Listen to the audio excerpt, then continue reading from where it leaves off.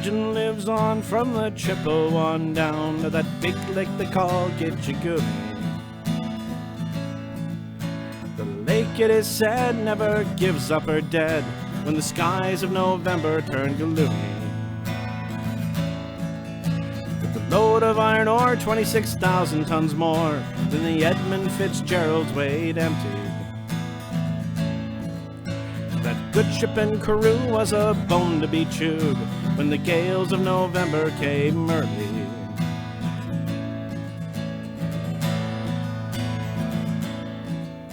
The ship was the pride of the American side, coming back from some mill in Wisconsin. As the freight faders go, she was bigger than most, with a crew and good captain well seasoned.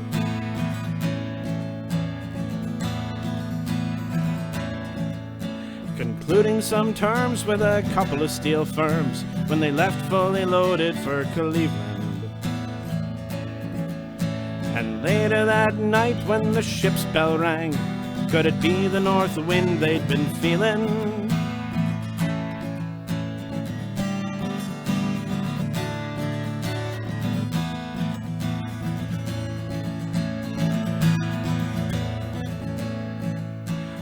Wind in the wires made a tattletale sound, and a wave broke over the railing.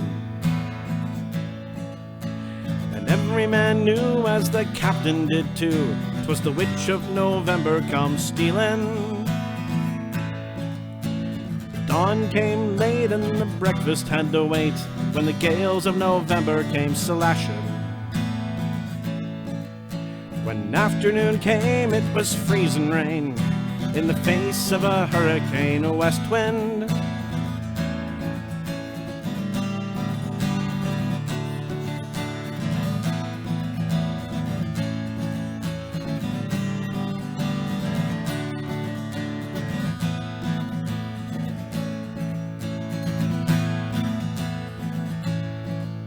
When supper time came, the old cook came on deck, saying, "Fellas, it's too rough to feed ya."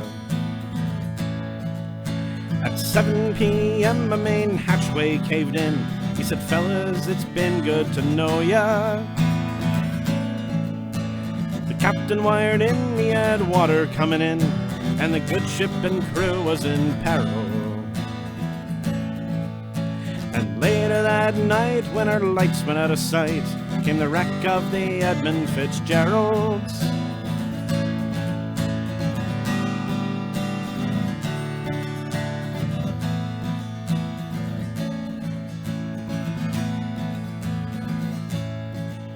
Does anyone know where the love of God goes when the waves turn the minutes to hours?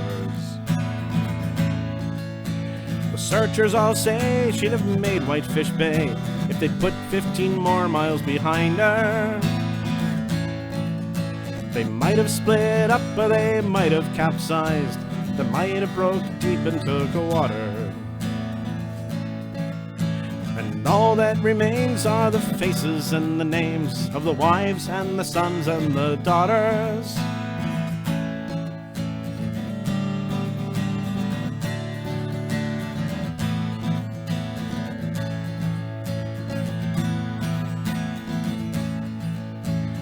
Lake Huron rolls, Superior sings in the rooms of our ice-water mansion. Old Michigan steams like a young man's dreams. The islands and bays are for sportsmen. And farther below, Lake Ontario takes in what Lake Erie can send her. And the iron boats go, as the mariners all know, with the gales of November remembered.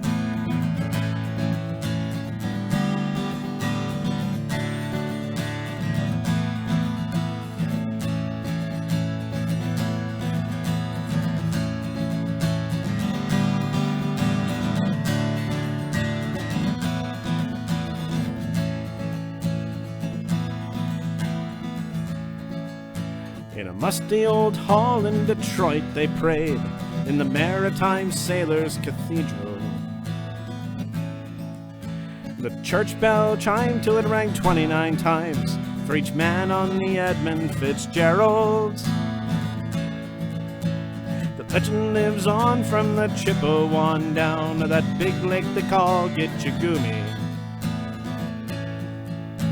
Superior, they say, never gives up her dead when the gales of November come early.